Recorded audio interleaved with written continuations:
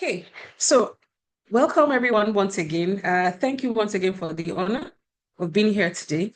We're here to talk about delayed gratification, wealth creation and all of that. So what is delayed gratification? I think this is one of the most simplest definitions I will ever found, because I think the definition is in the phrase itself, you know, it's about having self-control, having regulating yourself in order to resist an immediate reward, you know, resist an immediate reward so that you can enjoy a bigger, more valuable, more enduring reward later. And in this sense, we're talking about finances, our finances. But is this concept really new? Is this a new concept? What do we think? Does this picture ring a bell to anybody? The king had a dream. Does this picture ring a bell to anybody? You can please make it as interactive as possible, because I don't want to be here droning on by myself. Okay. So if you have any comments about this picture, can you put this in the chat, please? If you have any comments about this picture, does it ring a bell anywhere? In the Quran, for example? Story of Prophet Yusuf. Exactly. Story of Prophet Yusuf. So I've gone further. So Quran 12, chapter 12, verse 43. So Yusuf Surah is actually one of my favorites. And I think that's because it's like a story. So you can read it all the way and all of that. But this particular chapter, right, talks about the king having a dream, right? Yes, I've seen a couple of responses in the chat now.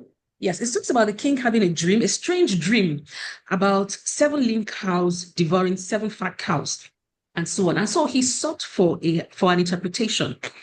And it so happened that one of his servants had met Prophet Yusuf in the dream when they were in prison, and was able to get an interpretation, right? And it was clear that, I mean, the king would not have had a dream if Allah hadn't made that happen, nor would they have connected them to Prophet Yusuf if Allah had not made them happen. So, in my opinion, this is the very first financial intelligence lecture back then. It was revealed that store the excess you harvest during that time in preparation for lean times. So, delayed gratification is not new at all. It's not new at all. And then there's more. In Quran chapter 17, verse 29, it reads, "And do not make your hand tied to your neck like a miser, nor stretch forth to its utmost like a spendthrift, so that you don't become blameworthy and in severe poverty." What does this mean? It means that save some, don't spend everything, spend wisely. This is another financial intelligence lecture. So I'm just here with nothing new, just here to emphasize all the things that we've been taught already in Quran, as Allah meant it to be so. All right, so now let's move on. 2 sets of happy parents making 2 life-changing decisions. You have the parents of Sally. Of course, naming ceremony, a very happy time. Everybody's happy, the family's happy, friends are happy. They give the parents, money, congratulations. And what happens? Sally's parents decide to use the money for the expenses. Of course, there will be expenses. They use their money for expenses. And guess what? It doesn't stop there. Continues throughout Sally's childhood. But then there's Raliat's parents. Same thing. Happy parents, they're gifted. And what do Raliat's parents do? They actually put the money aside for her. And this continues throughout her life, throughout her childhood, rather. So, which 18-year-old will be smiling all the way to the bank out of the two of them? Same situation, different decisions. Of course, it will be Raliat, handed over her savings book as a gift to her growing up. But guess what? That's not the only thing. Raliat would have witnessed some habits, will have developed some habits over time. I can assure you that it's not very easy developing a savings mindset if you're an adult. It's one of the most difficult things ever, right? So Raliat being taught that, look, there's your colo. Here's your colo. Any money Auntie Kemi gives you, put it there. Any money your uncle's auntie, just put it there.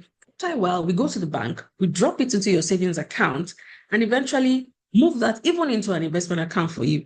So having that information and having that culture growing up, she will definitely be a more savvy adult who can actually delay her gratification because she knows she's going to get a bigger benefit later.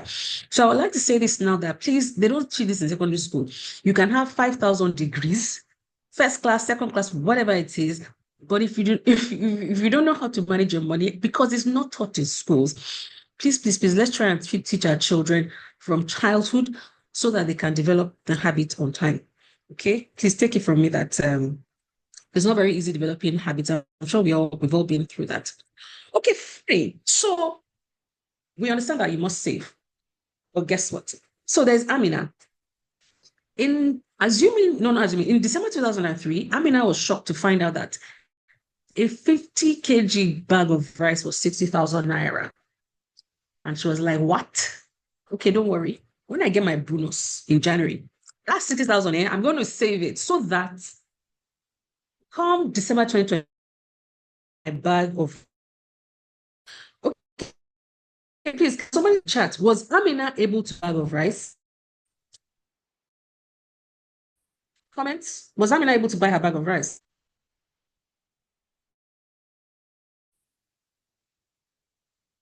Someone says no. Why? Why wasn't she able to buy? Yeah, two people have said no. Why wasn't she able to buy her bag of rice in December 2024? She kept her money under her mattress. Why can't she buy a bag of rice? Inflation. Thank you very much. So Prices had gone up. exactly. So we've moved from you must save. So she knew she had the right idea. She should save. But what did she do? She kept it safely. She did keep it safe. But was it wise? Because she didn't understand inflation. By December 2024, a bag of rice was trending between 86,000 to 100,000 naira. So Amina could not buy a bag of rice. Okay, so that brings us to understanding the concept of inflation, right? Inflation being the sustained rise of goods, sustained rise of prices of goods and services over a specific period. And what it does is that it reduces your disposable income. And we've all felt it. So with the same 60,000 naira, you buy less with it, right? Which is why you have to invest it. If you invest your 60,000 naira, it catches up with inflation over time, all right? Or at least it reduces your burden. The issue now is that if the inflation figure is too high, you'll not be able to, but at least. So that's the thing there. And then also understanding the time value of money. So let me say value of money. Time value of money is actually understanding that the value of money today is worth more than the value of that same money tomorrow, right? And I mean, think of the bag of rice, which is why once again we have to invest today so that we can catch up, catch up with the value tomorrow. I mean, what could 60,000 naira buy 10 years ago? Can you imagine? What could 60,000 naira buy 10 years? So, which is why you invest to catch up. Because the value change tomorrow is the value of 6,000 naira is not the same. All right. So, several things. Understanding that you must put something aside. Understanding the time value of money, understanding inflation, and then understanding investments, which brings us to this, okay? So understanding the difference between saving and investment. Shebi, I mean, you said we should save. We saved now. So what's the issue? Like we said, because of inflation and the time value of money, you have to invest.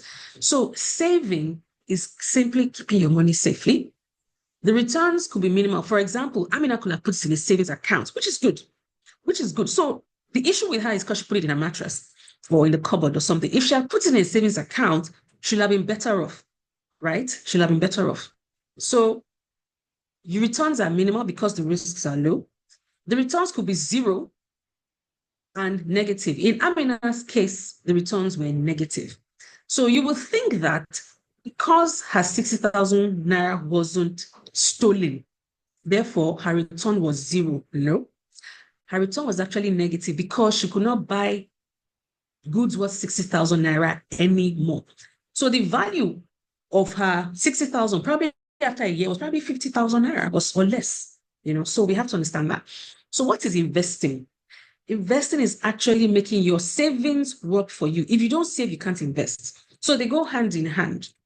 So saving is keeping your money safely. Investing is making your savings work for you. And so we have to develop a savings culture to feed our investing and wealth creation goals. So you can see how they're tied together. Save, invest, create wealth. All right. All right. So now we're going to have a mini health check. In this case, wealth health check. So now I'm going to ask you a question, and please put your comments in the chat as well. So I'm going to ask a question now. If for any reason you had to stop receiving, your income stops for any reason, and believe me, this is not a myth, because we all know what happened during COVID. We all remember that some people's income did stop. Restaurant owners, entertainment. There were no parties, so there were no halls.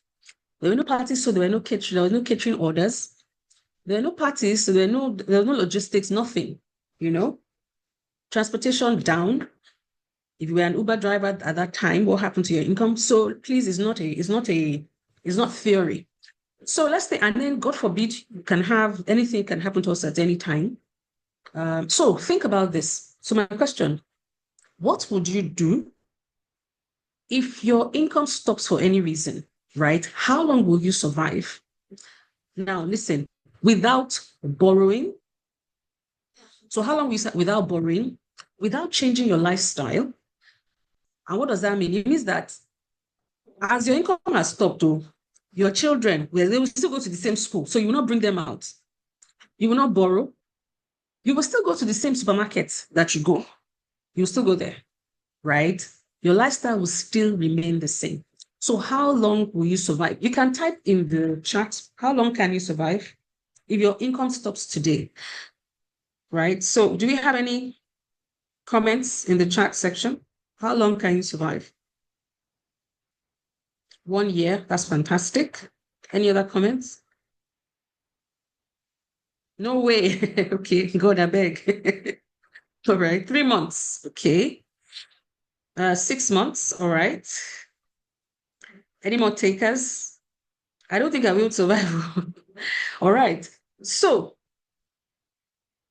the answer to that question should be 6 months. If you can survive for up to 6 months without borrowing, without changing your lifestyle, then you have a lot of work ahead of you, which means that you are in the right place so that you can start doing what you need to do. So, the first thing is to start saving, right? Because the rainy day did come for a lot of people at that time. Things are better now. Things are even still quite difficult in terms because of inflation and all of that. So if you don't have anything put by now, it'll be really tough. So if your answer was less than 6 months, you have a lot of work ahead. So what do we do? Right. Let's proceed. So I have another question. You can put the answer in the chat box. What is your most important expense of the month? What is your most important expense of the month? Chatbot, anyone? What is your most important expense of food? Okay, we have food. What else? Feeding and transportation, food, feeding, food. Okay, everybody wants to eat. Domestic bills, fuel. Okay. Let me see. Savings, contribution, ajo, feeding and school runs. Okay. So reinvestments, very good. Let me see. There's one more. Kids extra, really? Kids extra transportation. All right. So the answer is actually your savings. So that is the first. Some people got the answer. So that is your first mindset change. The most important bill of the month is not your food, is your saving. Because guess what? If you eat today, how will you eat tomorrow? If you don't have something put by, Okay, so that is the first mindset change. Your saving is the most important expense. All right. And you have to redefine it in your mind. You have to refine it in your mind. You should see it as something that buys your future. Something that buys your future. A lot of people, what we do is we spend, and then the balance is what we now save. It's the reverse. You save and spend the balance. Okay. So think of it as you know how you're in a plane and they say, please, please, please put on your oxygen mask first before you help somebody else, right? That saving is your oxygen mask for the future, okay? You can't do anything, you can't help anyone if you're not even there, if you even have the finances to do so in the first place. So see it that way, put your savings aside first before anything else, okay? So please see savings as an expense that buys your future. And since it's an expense and the most important expense, you pay first, right? And then you'll be on track to build your wealth. Okay. Remember, we said saving is what feeds your investment culture, your investment drive, your wealth creation. That is what, so it starts with saving. So please, please, please, whatever income you get, remove your savings first and then spend. Okay. So let's move on. There are a few myths that we need to address and change our minds about it. I have a comment here. I will save more when my earnings increase. Is that true or false? I will save more when my earnings increase. You can type in the chat box, false, okay? Someone said false. True or false? I will save more when my earnings increase. False, false, false, false. Why is it false? Anybody, why is it false? 4 people have said it's false. True, someone said true. Lifestyle and inflation. Has earning increased? Thank you. Thank you. You see, the thing is this, if you can't save when you're earning 100K, you will not save when you're earning 1 million. And that is just the truth because of your habits. Because of your habits. If you do not have the mindset or the culture to set something aside, like Yusuf advised us, you will not have that culture even when your income increases. Okay? You will not have that culture. So please, it's false to say, oh, I don't have money to save. I'll save when I have money.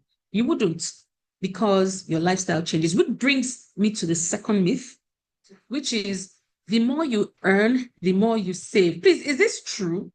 You can unmute if you want to, or you can also type in the chat. The more you earn, the more you save. Is this true?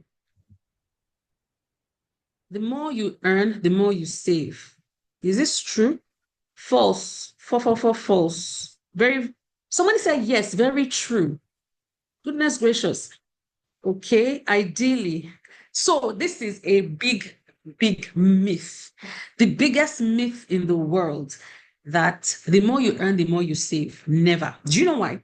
So apart from the first thing I said, which is if you do not have the discipline to save when you earn 100K, you will not save when you have 1 million. I assure you will not.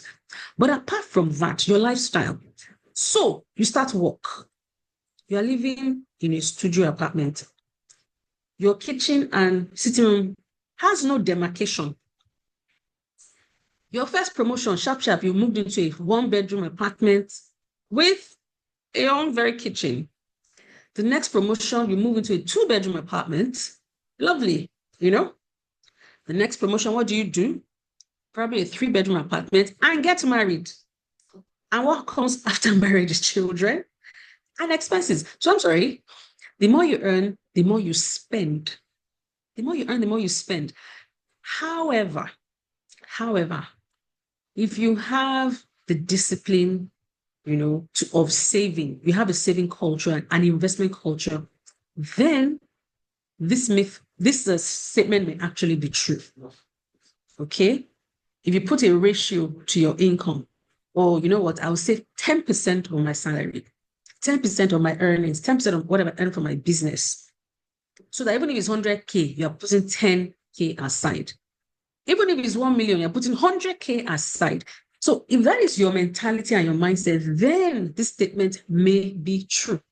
Okay? So that's just a myth. So now the last myth I want to talk about is this: liquidity is equal to wealth. Please, is this true? Is liquidity the same as wealth? So you are liquid. You have money in your account. You can buy whatever you want today. So they say, come and buy, I will buy it. This bag, I can buy it. This shoe, I can buy it. Whatever I want, I can buy it. I can send my kids to whatever school they want. Yes, I can. Does it mean I'm wealthy? False. Some people are saying false, false. No, no, no, no, false, false, false. Okay, fine. Why? Why is this the case? Okay, someone said yes. It means the ability to settle bills. So the question is liquidity the same as wealth? False, false, false. So can somebody tell me why? Why is liquidity not the same as wealth? I mean, like I said, I can buy whatever I want. I can buy whatever I want. Why is liquidity not the same as wealth?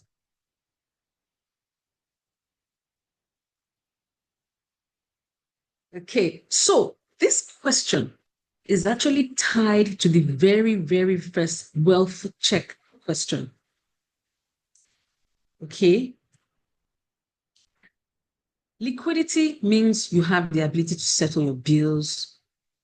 Wealth means that you have investments, right, that can cater to your needs even when you're not earning. So remember the health question I asked, the wealth health question was, how long will you survive if your earning stops today for any reason? So look at it this way. Imagine you're earning, let's think of a big figure, you're earning 5 million a month. So you say you're liquid. I can pay this, I can do that, I can do that. But you are not investing. You are not investing. God forbid something happens, you can no longer work. And you can no longer work for 1 year. Let's say you can't work for 1 year, right? But guess what? All that while when you were rocking your 5 million a month, you were not saving. So you have no wealth. You have no wealth. So you can actually afford anything you want today. Whether it's actually a bit, you can anything. But because you are not putting anything by, once that income dried up, guess what? You have to take your kids out of school. Because you had a lifestyle that you were not supporting by putting money aside. Okay, so please, please, please, this is a very, very big myth that, yeah, somebody said here liquidity can be loans, but let's even assume that it's not loans. We're saying you're earning, right? So please, please do not mistake liquidity for wealth. All right? Please do not. It's very, very important because we seem to think once you have money in your pockets, that's all right. Anything can happen and you'll be thrown into. So real wealth comes from saving and investing. No matter how small, no matter how little, everything accumulates over time. All right. So so now that we understand this, what's the next step? The next step has to do with budgeting. Budgeting, budgeting, budgeting. So we've agreed that the first thing you do is remove your savings, right? What do you do with the rest? How do you ensure that nothing creeps into what you are saving? Or how do you ensure that you can even make the savings in the first place? It comes back to creating a budget and being disciplined. Remember delayed gratification. That's resisting instant rewards and, delaying it so you can enjoy something more valuable, more enduring at a later date. All right? So what do we have here? The first thing you need to do is you have to consider your earnings. What do you earn? Everything you earn. So whether it's your salary, whether it's bonuses, whether it's your business, whether it's rental from maybe you have an apartment, whether it's your dividends from other investments, what exactly is it? Then you itemize your expenses, every single thing, your living expenses. Go to data. You see, the thing about this is that it's very easy to dismiss small expenses, but they actually add up. They actually add up. You might think, oh, it's just data. I don't have to put it. No, no, no. Data adds up because if you're not very disciplined, you just find that you're buying data like 4 or 5 times in a month. And by the time you now add it to be like, oh, you might spend this much on data. But because you're buying it in tiny bits, you may not notice. What can help you here is creating a spreadsheet that tracks every single thing. Now, in our company, we actually have a net worth calculator, right? Some of my colleagues, we can post that later. We have a net worth calculator, which helps you calculate all your assets. We also have the financial health plan, which also does this for you. That's in case you're not very good with the Excel. But if you want something simple, you can use Excel, all your earnings, everything, so you can track every single thing and then create a budget for yourself. Okay? Now, several considerations. I think we spoke about this before. What is your lifestyle like? Are you living beyond your means? Are there things that you are spending that you don't need to spend money on? Are there things you can delay? It's not important. Why are you buying it now? Right? I mean, things like should be people, I mean, that's our lifestyle. We must buy it because we have our loved ones. But you may decide, you know what? Only one a quarter. Anything after that, I'm done. Till the next quarter. You know, that could be a way. Or anything beyond this price. I'm not there. I already have green in my house. You know, those are different things you can look at. For data, I won't spend more than this. You know, so that those are things you look out for, making sure that you're not spending and living beyond your means. All right. Another thing you need to consider is debt. So, what are you borrowing for? What are you borrowing for? Are you borrowing for things that will bring positivity to your life? Or borrowing so you can buy, I don't know, clothes? We have, you know, there's several people that several vendors are chasing them to pay down. Hopefully, that's not any of us here, right? But please ensure that your debt repayment, whatever it is, does not exceed more than 33% of your earnings. If your debt repayment is more than 33% of your earnings, it means that you are borrowing to support a lifestyle you cannot afford, right? However, if it's within, then it's fine. So you need to assess that, okay? If your debt repayment is more than 33% of your earnings, you are borrowing for a lifestyle you cannot afford, okay? So be careful of debt because debt can wipe out everything. Then another one is black tax, okay? Black tax. So black tax is, you know, having to financially support your extended family, right? As Africans, that is a very, very normal thing. However, you need to manage it because it can now become a burden, which now eats up into your own financial future. And guess what? Happy mommy, happy baby. If a mother is sick, she can't take care of her child. If you are broke, you can't support anybody, you know? So you need to manage this. You don't have to say no or anything like that. No, that's not what we're saying. We're saying create a budget. Create a budget. Once you finish that money, yeah, don't worry, come back next month. You know, don't worry. We'll sort it out next month. Okay? Or if you have obligations, you put that into your budget so that that forms an entirety, because there's a way that people can actually take advantage of you, that you now suffer. And guess what? If you become broke, move on to the next person and you're just there. So you need to manage this as well, okay? So now, what we propose when you're budgeting, you have two sides to the budget. You have what you should save and what you should invest. So let's look at the what you should save and what you should spend. So this is our recommendation. You should actually save about 30% of your income. So 10% is what we call sit-down look or passive income. This one you do not touch at all. No matter what happens, come rain, come shine, you don't touch this at all. That is strictly for your future. You don't touch it. Okay? Then you have another 10%, which is safe to spend. So what do we mean by safe to spend? Some of us pay rent. Some of us pay school fees. These are things that are going to eat into your income. And you don't want a situation where it's about time to pay school fees, you don't have to go and borrow. So what you do is you probably put some money aside, right?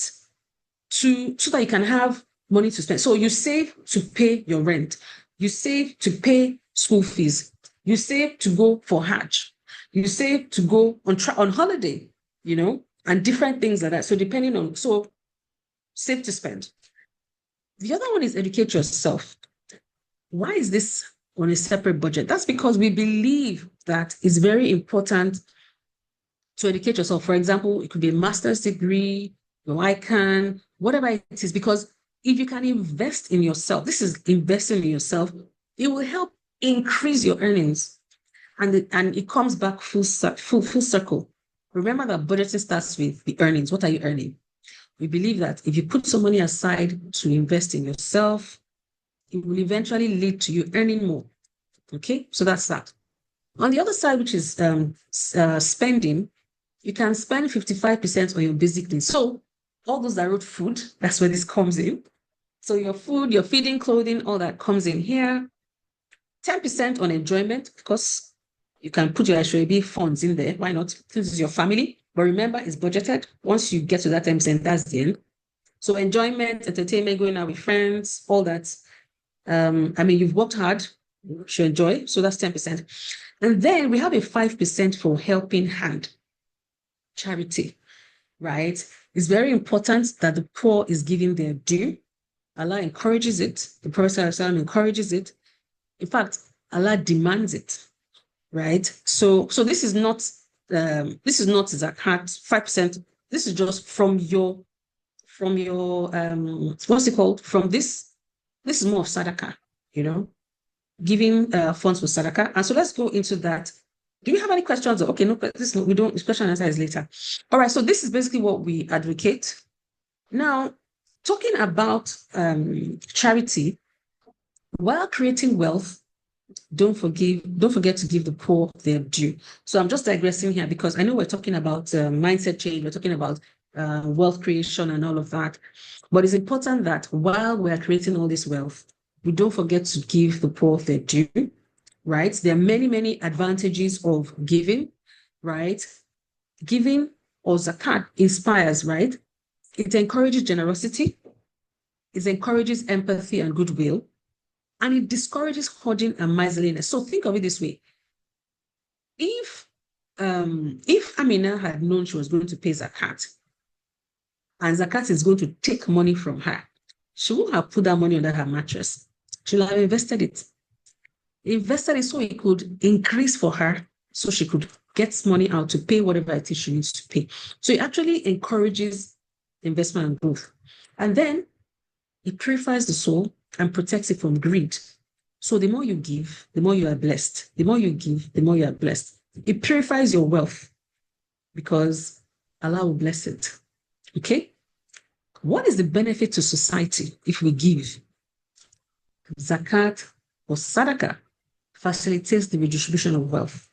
So goes from the rich to the poor, from the rich to the poor, slowly reducing the gap, slowly reducing poverty.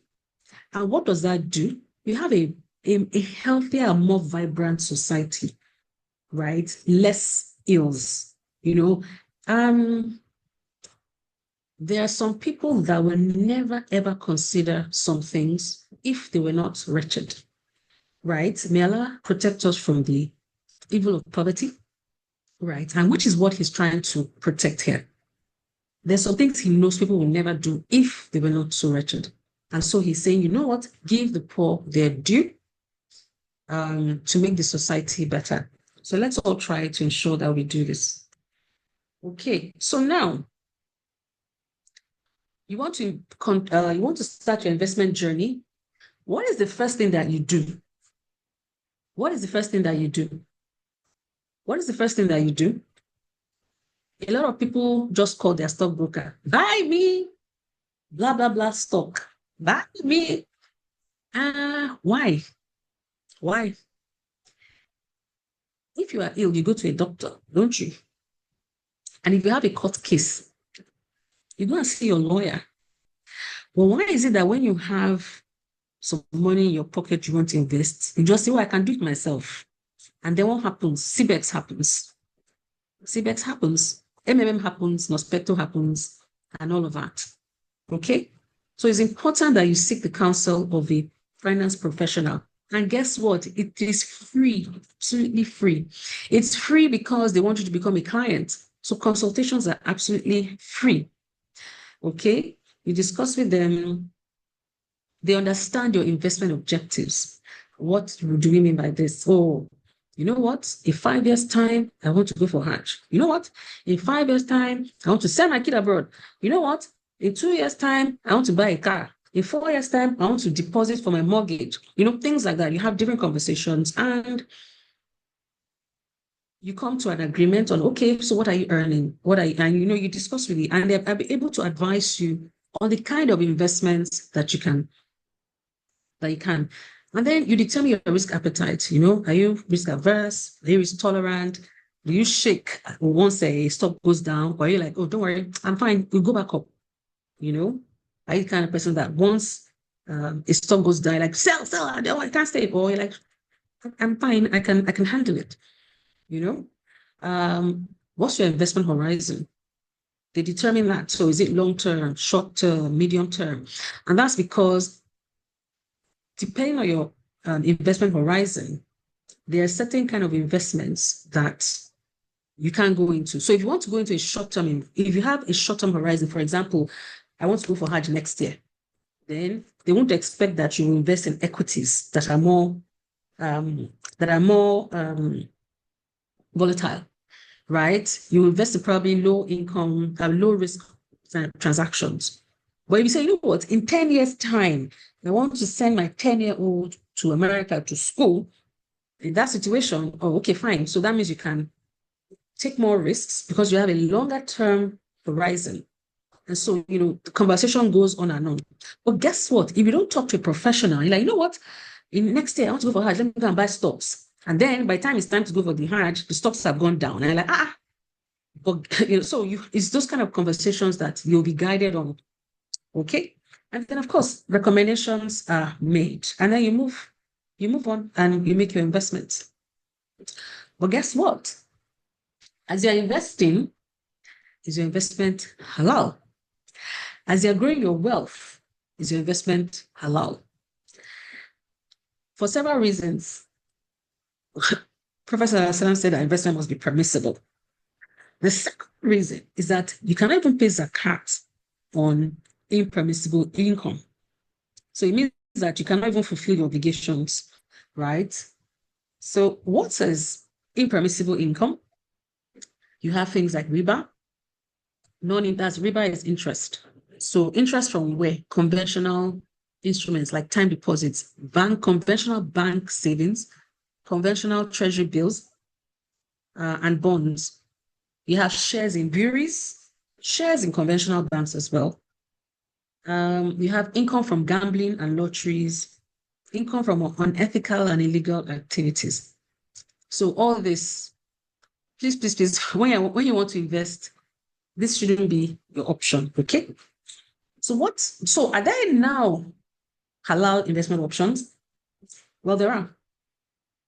The non-interest industry has been growing over the last 10 years, and right now it's in such a growth phase that we can't say, like for example, when I started work, I could confidently, rest on necessity because there were no interest banks, no non-interest when I started working. Today, you have about 4 non-interest banks. You have asset management companies. You have Takaful. Takaful means non-interest insurance. You even have non-interest pension funds. Non-interest pension funds, as Fund 6 has started, and all that. You have the FGN Sukuk. The FGN Sukuk from the federal government, that is up now. And that's available. In fact, they're going to have an offer, an issuance probably this month for FGN Sukuk. So look out for that. And so you have all sorts that you can do today that we didn't have. So there's no excuse in terms of investments. Okay, I mean, what's the point if their options are available, and then but you now decide on what is impermissible. Okay, so that is that. I'll talk briefly about mutual funds. So a way that you can, invest without stressing yourself too much is by investing in mutual funds. So in this case, halal mutual funds. So mutual funds are just a vehicle that helps you invest. Is done by a professional. And what this means is that everybody contributes into a pool, and this pool is managed by a professional based on the investment objectives. And then whatever profits are made are shared, in the ratio of the contribution in which you made in the first place, right? So the mutual funds. And please, in seeking a fund manager, make sure that you go to the SEC website and check for their names. Go to SEC, the Security and Exchange Commission. Go to their website and check for their names to make sure that they are there. Vet them before you start investing in any fund manager or that you're looking for anything, so you don't get into trouble. So why should you invest in mutual funds? Mutual funds are professionally managed, right? So you get a personal fund manager and go to sleep, right? And then maximize total returns to investors, adhere to Sharia compliant principles, so you don't have to worry if it's halal or not. Flexible entry and exit windows, which means that you can go in and go out anytime you like. Offer competitive returns. There's diversification. Diversification means that there is investment in different asset portfolios, which allows you which means that if one is going up, the other may become, if one is going down, the other might be going up, like that, and helps you balance your risk, manage your risk. And then it's affordable because so many people are investing at the same time. You don't need any big sum to invest. You can invest with tiny sums, 5K, you're done, because you're so many. And what that means is that all of you can come together, invest, and then invest in a big transaction that ordinarily you couldn't have done yourself if you were trying to do it by yourself. All right. So I won't go through our products, right?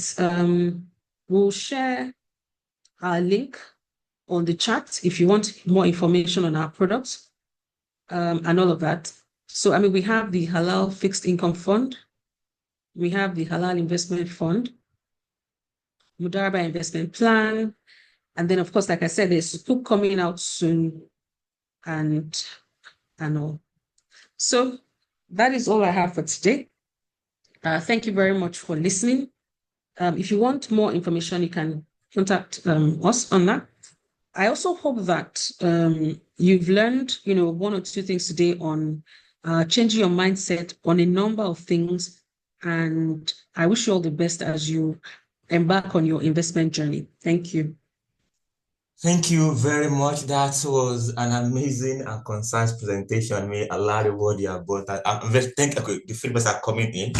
So I was about to say that I'm very sure that a lot of people have the same feedback and, of course, level of satisfaction from that session, like myself. May Allah reward you abundantly. Ma'am, we have, I will just take them one after the other so that you can start responding to them. The first one here says, how does someone without stable income navigate this budgeting? And that's the first question there. Yes. Okay, how does someone without stable income? Yes. Navigate budgeting. Well, I wish I knew what stable meant. So it could be, is it you don't know when next you're going to get any income or anything like that? First of all, what you can do is ensure that you have it like a basic expense line. Do you understand what I mean? You need to have a basic expense line and a minimum of what you will save. So, for example, no matter what it is that you earn, and no matter how small it is that you put aside, still try to put it aside, remembering that it's the habits that you're trying to build. It's the habit that you're trying to build. Do you understand? I can't say that you should go and earn more money. Do you understand? Right? What you can try and do is your expenses that you try and navigate in ensuring that they don't exceed a certain baseline. What you can also do is try and try and determine the average that you earn. So if what you mean by stable income, unstable income is you earn in January, you don't earn in March, but you earn in April, you earn in May. I'm not really sure. Do you understand? So it's quite an open-ended question. But if that's what you mean, then find the average, which means that, okay, fine, this is an average of what I will earn, and then try and keep your expenses within that average. Don't say because in January you earned maybe 1 million and you might not earn for the next few months, therefore you spend what 1 million can give you. Rather, if you divide it into 3, it means that your earning is technically 300,000. That's the way you should see it. And if your earning is technically 300,000, then it means that you keep your expenses to that figure rather than 1 million you earned, which you might not earn for the next 2 months. That's what I would advise in that situation. So. All right, thank you very much, ma'am. To people asking if you're going to share the slide and the recordings, yes, we can. We will rather. And to be sure you're going to be getting that, please let us drop our email and our contact number, WhatsApp number to be precise, in the chat box, please. Email and WhatsApp number, and you can be sure that you're going to get the slide and the recording of this session. Ma'am, the next question says, does that mean one should open separate accounts or all these savings separation accounts achieved under one bank account? Okay, first of all, this saving is an investment, not your bank account. So your bank, we're talking about is investing. So we don't expect it to be in a bank account. You open a bank account for the saving, and then you sweep it to be invested wherever you decide. Do you understand? And you can have sub-accounts. You can have sub-accounts. So sometimes if you tell your fund manager that you have like 2 objectives, so you can have this one is for Hajj, this one is for my child's education, while the third one is for my holiday. You can actually have that. Do you understand? And of course, banks also allow sub-accounts. So you can also do that. That's to help you to be more disciplined. So yes, you can have sub-accounts. All right, thank you very much, ma'am. There is a message in case for those of us on the call. Lotus Bank is the bank that Bex Akina works with, and of course, the fact that we have this session facilitated by a resource person from Lotus Bank. There are resources for us to check to further learn about the topic that has been discussed with us. Please, we can go back to the chat box to see the link that is provided for us to benefit from that lecture. I'm trying to see if we have other questions on the call. Okay. Yes. Another question says, for traders that tend to invest every kobo, how does one navigate budgeting? I believe the question says this, please. So I'm thinking this means maybe savings and investments, since they invest every kobo into their own business. Yes, so investment is actually the same, and you shouldn't see it any different. If a trader invests in their own business, what is the difference between a business and an MTN stock? Nothing. Absolutely nothing. So a trader who is trading is actually investing. The only thing, though, is that whatever income that they make, they should try and diversify by putting some of it aside. Do you understand that? Because investing in their business is actually, we can actually grow. I mean, we all remember that how did Dangote's business start? It started out with a trailer load of a product, which grew over time, and he's now the richest man today. Do you understand? So if you understand your business very well, you've done your business plan, it's growing, that is your form of investment. The only thing, though, is that you may not need to throw everything into it. Just put some aside so that you're diversifying. So in that case, since your business is high risk, because any business is high risk, you can try investing in Sukuk, which is lower risk because it's federal government. You can invest in mutual funds, fixed income mutual funds, which are lower risk. Therefore, you're diversifying your risk. So please just know that your business is an investment. It is an investment for you. All right. Thank you. The next question says, please, does Lotus Capital Limited have an investment/savings product that is done in a stable foreign currency, British pounds or US dollars or euro? My investment savings problem or worry has always been about instability and the valuation of naira. That's the question, ma'am. Okay, yes, we have Mudaraba investment in USD. So yes, we do have what you can invest in, and it's low risk as well. So and reach out to any of the numbers in the chat for further conversation. All right. Okay. Trying to see if there's any other questions. Okay, another question says, some earned incomes are not enough to meet up with basic standard of living. How do one strike balance between spending on basic needs and savings? Yeah. Okay. So how do I explain? I know it's difficult, right? What you can do is just, I'm trying to see how I can explain it. Because I know how difficult it is that if your income increases, if you don't have the habit, you will not. So even if it's 5, 10 naira, let me put it that way. The thing here is to develop a culture of putting something aside. Do you understand? You have to develop that culture because you will not do it if you're earning more. Is not it's a fact. It's a fact. Do you understand? It's a fact. So even if it's 10K, you're going to put the 10K aside and don't touch it, don't look at it. Imagine it's not there, right? Imagine it's not there. And if 10K is too much to put aside, put 5K aside. Put 5K aside, right? And imagine that it's not there because it can help you as it grows, it will help you in future. All right.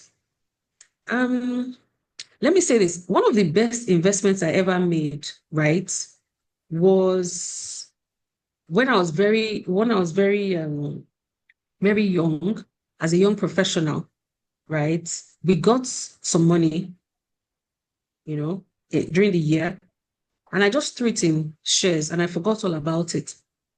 About 7 years later, that's what I used to pay for my master's. And the day I invested, I never ever thought that would ever happen. I never thought that would ever happen. That was what I used to pay for my master's. So I'm saying no matter how much you put aside, don't think it's too small. Just put it aside, right? And try and develop the culture. Now, if you're not earning enough, remember one of the things we said that we advocate is educating yourself. Try educating yourself so that probably that will give you a better opportunity for a job, right? Or seek an opportunity in a business that you're good at.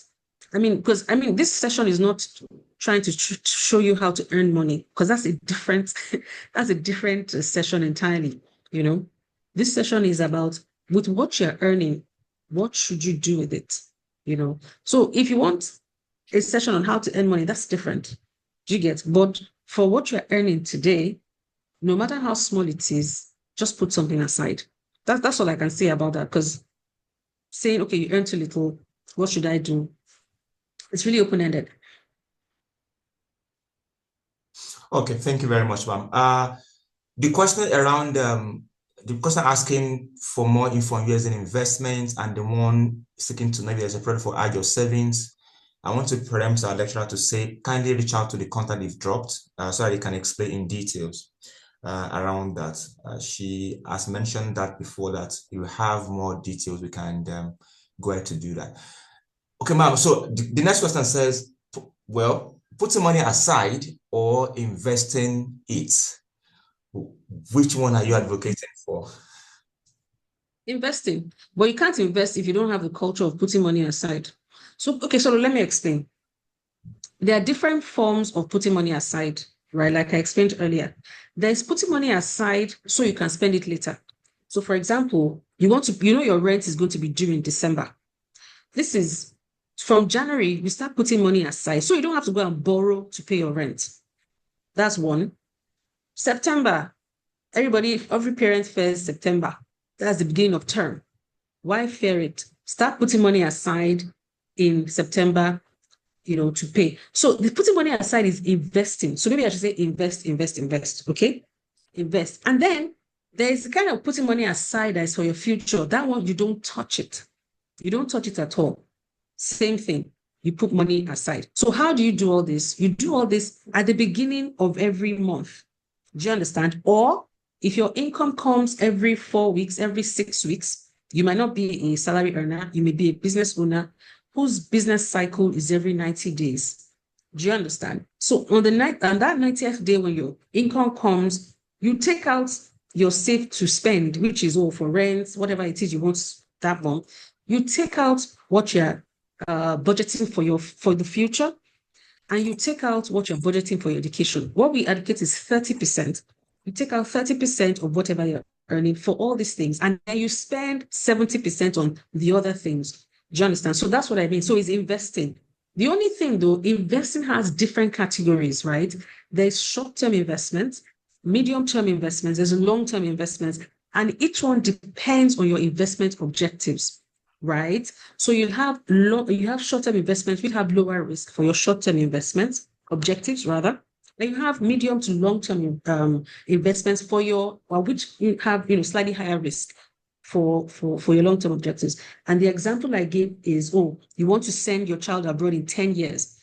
That's 10 years. So you have the liberty of taking more risks for longer periods. So the kind of investments that your fund manager will recommend will be those that probably have stocks, stocks and shares, as well as fixed income securities. While if you say, no, in 2 years' time, this is what I want to achieve, then they'll probably recommend things with lower risk, lower volatility, so that once it's 2 years' time, you just take your money and you go. Do you understand? So that's basically what it's about. I hope that is clear. So please, it's investment, saving and investment. So they are used interchangeably. And what I explained earlier is saving is keeping your money safe. So for example, you have a short-term commitment, you just put the money there, it's earning something small. If once something reaches more than 30 days, like you don't need the money in 30 days, you can actually invest it. And there are short-term investments for that kind of need. Yeah, so that's that. All right, thank you very much. Distinguished guests, I just sent a number to the chat, which is the official number of Gratification, and we kindly request that we save that number so that once we attempt to send the slide and the recordings to you, we don't get flagged as trying to spam you. I will drop the numbers at intervals. It's the official WhatsApp line of Gratification, and kindly let us copy that and save it. We can even send a reminder if you don't get it early, but we promise that you're going to get a message early and won't have to do that. But just in case, it can be very handy. Yes, ma'am, people are saying they want to have you back to talk about how to make money. Wow. How to make money. Yeah. Oh, that's through business or what? Well, the person I mean, so you can make money by investing. You can make money by investing, but that requires you putting money aside, right? Over time, you have to be like disciplined and you have to do it. And it's not just, what did you earn this month? Even if it's a windfall, you put it aside. And you know what? You can have, it's possible that you have a habit, right? That you can actually give up the habit and say, you know what, this money, I'm not going to spend it on this anymore. I'll rather invest it. And you'll be surprised at what you will gain, which is why I said, please create a spreadsheet for yourself. Write down every single expense. Do not dismiss anything. Analyze it. You'll be surprised that there will be something there like, you mean I spend so much on this? And you can half the price, half the expenditure, and whatever you take from it, then you can put it in investing. Like I said, our minimum investments are 5K. 5,000 naira, you can start investing. You don't need, people think, you need 1 million naira to invest. No, you don't. With 5,000 naira, you can start your journey. Do you understand? So just try, and over time, by the time you see the rewards, you'd even want more, and it will encourage you to continue, the habit of investing. That's what I'll say about coming back to how you make money. I'm not really sure about that. I think that's more of a business decision, because people have the different ways people make money these days that can be assessed, but it depends on what your own strength is. I can't say, make money from this. What do you like? So you might actually even have a conversation. What do you like? I like to draw. I like fashion. I like using my hands. No, I like using my brain. No, I'm a coder. No, there are different things. You can't just say make money from here. It starts from what are you good at first, and then from there it blows up into you never know what. All right. Thank you very much for that amazing response to those questions.